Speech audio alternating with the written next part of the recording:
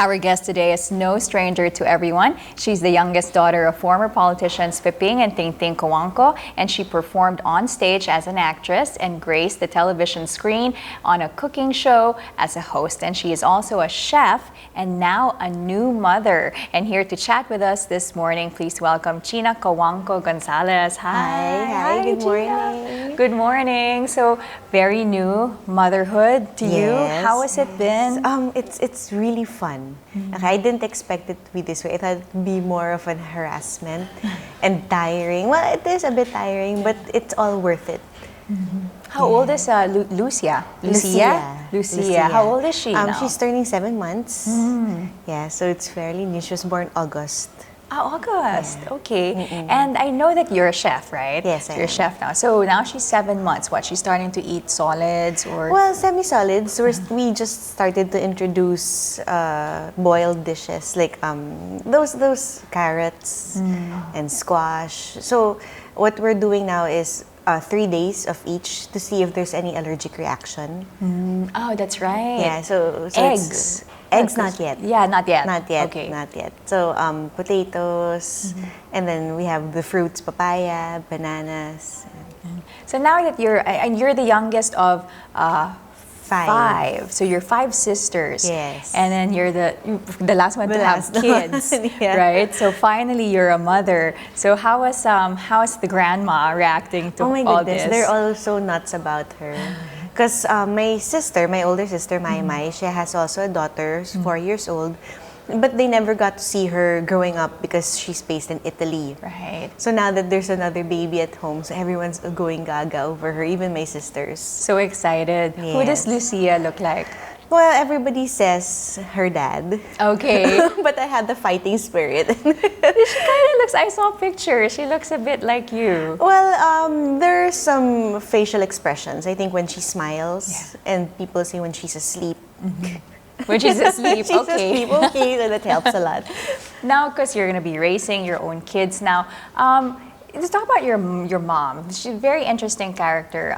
She's always so put together, so pristine. She always looks so nice and beautiful like that. How was she like as a mother? Did she ever put pressure on you girls growing up on like how you're supposed to look or dress or act?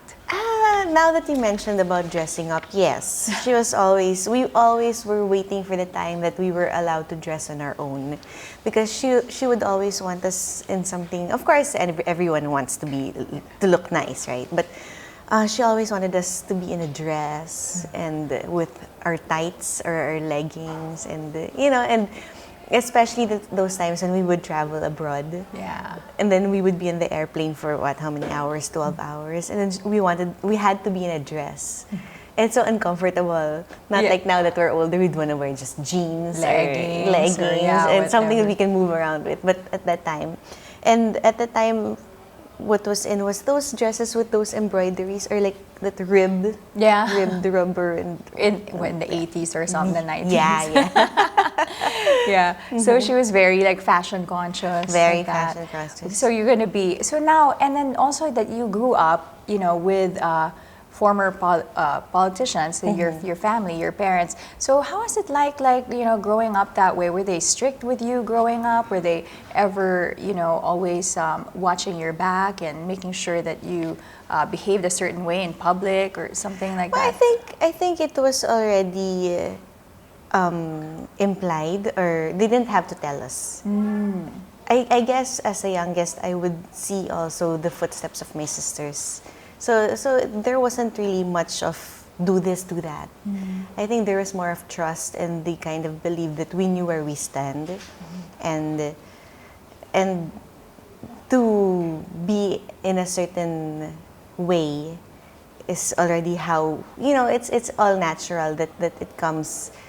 We have to be prim and proper, but at the same time follow our morals and values that were taught to us, because it comes in even with education. And throughout growing up, we were exposed to so many people, so we also knew how to interact with others. It kind of just comes natural. It comes you already natural. know it. Yeah, that's true. So you're gonna be this. Are you gonna be the same in raising Lucia?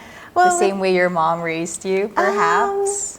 we'll see. Maybe a lot of guidance, but I was saying that I want her to have fear of the Lord the most because I want her to grow up like how my parents taught us to go to church, pray to God, believe, and to have faith.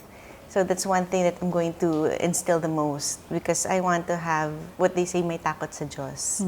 So, Number one, right? Yeah. And how is Gino like as a husband, as a father? Well, we've been together for 7 years before the marriage. So we already understand each other well, and he takes care of us a lot. That's nice. Yeah.